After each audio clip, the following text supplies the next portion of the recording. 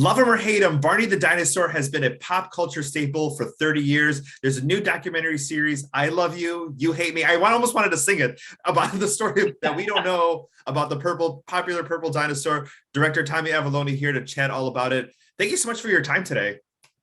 No problem. I'm not sure if it's my Zoom, but are you wearing purple for this? I am not wearing purple. I apologize, but I didn't have any purple. I was looking for it. I thought it looked purple for me. It looked like purple and green from my screen, so maybe my color's up. I was like, oh, you really got into the Barney spirit. But speaking of the Barney spirit, I mean, let's talk a little bit about maybe some of the hate that we got, because, obviously if things were happening like this, in 2022, it would be trending or it would have a hashtag. But this is at the start of the internet where everybody, kind of started to like pile up on him. Talk a little bit about that journey, especially at the dawn of the internet. Yeah, I mean, that's something that was really interesting when we started exploring this documentary. It was that, Barney was on tapes first. It's like these tapes right here, actually. And then 1992, it got on PBS, and 1993 was what they called their Elvis year. It was huge. And it was very, very early internet. I'm talking like before those like AOL like kits where you could like just log on and anyone had a computer in their home. It was called Usernet. It was like this really, really early internet. And the first time the word jihad was ever used online was the Jihad Destroyed Barney website. Like, we talked to the man who ran that website. It was like one of the first early websites where everyone kind of collectively got together to hate something. So it was really interesting to see this. Barney kind of ran in a lot of weird parallel sort of lines there, and early internet was certainly one of them. Let's talk a little bit about, why people were so focused on this children's character. Obviously, kids, have their, playgrounds and a kids menu and, other characters and that they grew up with, and, people end up moving on. But for some reason, this became the focus, for so many people in so many different ways. Talk, especially with making the series, what did you learn about, especially why people were so laser focused?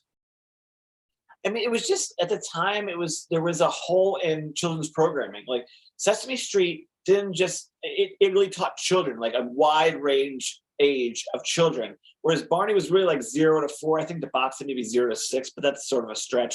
Like, if you were 5 years old, you suddenly didn't like Barney. It was the first thing you learned to hate, to fit in. It's like, oh, I'm not a Barney fan anymore.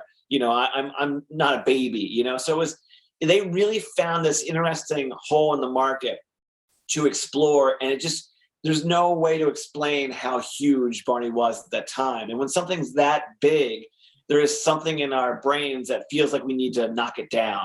And there's some of those things we explore in the documentary, where it's like, where does hate come from? Why do we do this to things? Like, why can't we have anything nice? When you were researching the documentary and getting a part of this, obviously, talking to your friends and family, like, here's the, a new series that I'm working on, what was everyone's initial thoughts? Because a lot of people grew up with the series and have extremely fond memories of it. Yeah, a lot of my friends would be like, oh, why? Was that your idea? And I was like, yes, that was my idea. It's like, but like, I think what's interesting about it is this, our way of approaching it. We try to make Trojan horse sort of movies where you find the shiny character of Barney and we tell the story of Barney, yes, but deep down we are exploring, love, hugs, and American rage. Like, these things are like, why do we do the things we do? And telling it through Barney, which is like the simplest form of hate. Whereas someone like might bash Barney and think there's no consequences for it. And we want to explore, like, even on something as simple as that, there are, reactions to some of our words.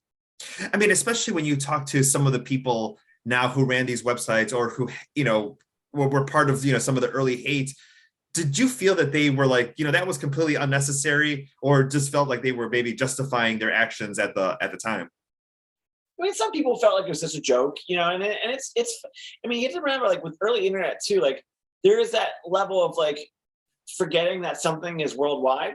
I feel comfortable like possibly making a joke about something, like, let's say Barney, to a friend, But then when you make that same joke and put it online where you don't know who's reading it, for example, like me and my friends when we were younger. Like, I was 10 years old when Barney came out. A little bit later in life, me and my friends would make skits. Like, we thought we were funny. We thought we were Mad TV.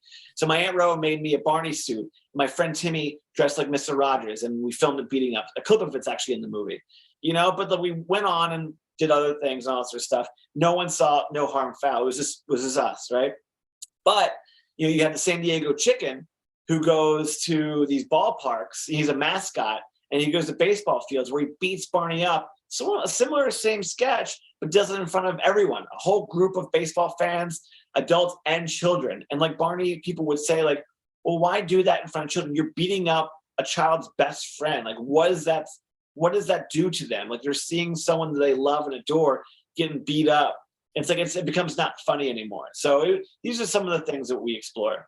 I mean, especially, you do touch on that in a series where usually a children's character is like their first best friend, or their first thing that they get excited to see in the morning, or the books that they like to read, or their toys. And it's tough for them to like go to a game and see something like what is happening. The kids don't understand it. Adults, could understand or roll their eyes. But young kids, this could be devastating for them. Yeah, it's easy for you and me to be like, oh, Barney, whatever, because we have no personal attachment to Barney, but you have to think like, who was your Barney?